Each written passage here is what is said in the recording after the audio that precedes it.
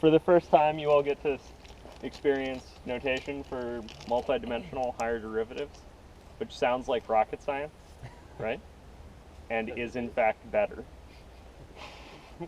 Well, not really, but okay, it's great. All right, so what's the idea? What's the idea of a higher derivative?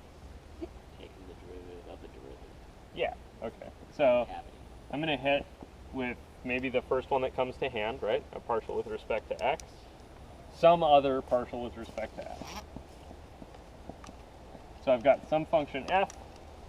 I differentiated it once with respect to x, and now I'm going to do it again. So what's my other notation for this thing? This is f Sub x. sub x, and then I'm sub-xing that, right? These parentheses are obviously going to be a giant annoyance, right? So I'm just going to not write them. So I'm going to write this as fxx, right? Or we could rewrite this first thing. How would you rewrite the first thing? Oh, Partial squared squared. f over partial x squared. Perfect. The second partial of f with respect to x both times, right? I'm assuming you all can imagine this exact same sequence for y's, right? So we'd say, all right, fyy is the partial with respect to x taken twice. Sorry, the partial of f taken twice with respect to y, right? Or etc. Fill in the rest of these. Okay, where does the weird subtle thing come in?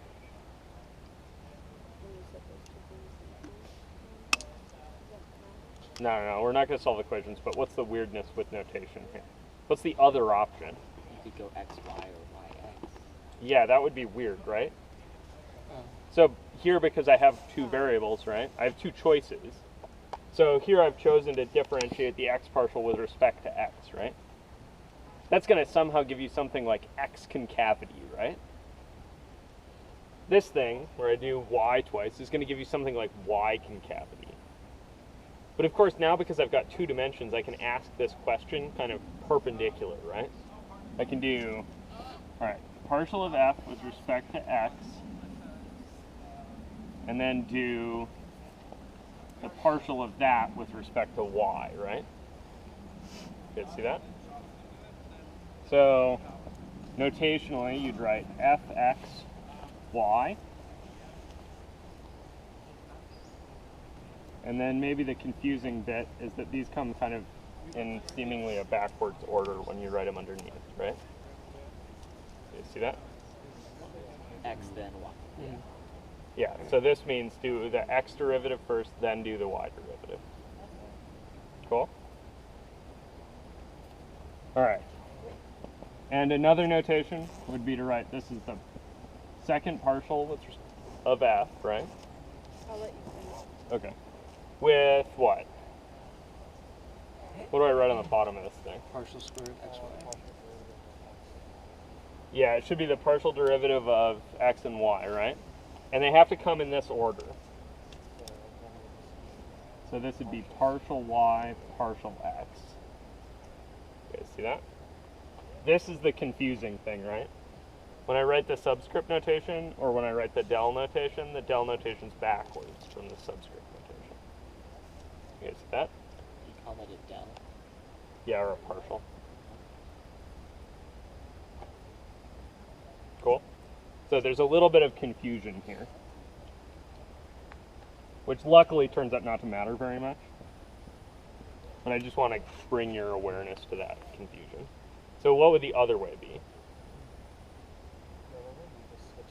Yeah. Yeah, just swap the order, right? Okay, so I'm not going to write that down. I'm going to assume you can get that. What was your question here?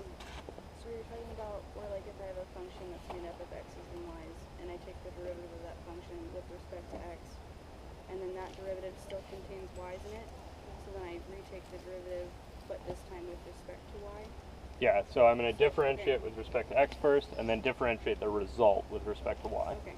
And that's going to tell you something a bit funny, right? Yeah. So this thing tells you what? Does it tell you the concavity of y's? Yeah, so let me, just this piece, right? Oh, okay, that, okay. Just this piece tells you about The slope of x. the slopes in the x direction, right? Yeah. And then when I do this, I'm asking, how fast do those change in the y direction? You guys see Okay. that? So I've got some slopes, right? Like slope, slope, slope, right? I've got some level surface, and the slopes change. And I'm asking, how fast do they change as you move in the other direction? So you might get like a equation of a plane or something for the slope at x.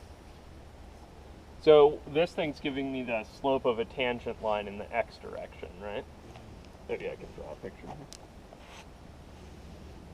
Okay, so I've got my surface, right?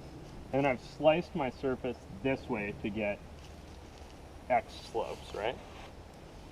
So these slopes here, those things are my fx's, right? But as I kind of continue forward, maybe those change. You guys see how they're kind of flattening out?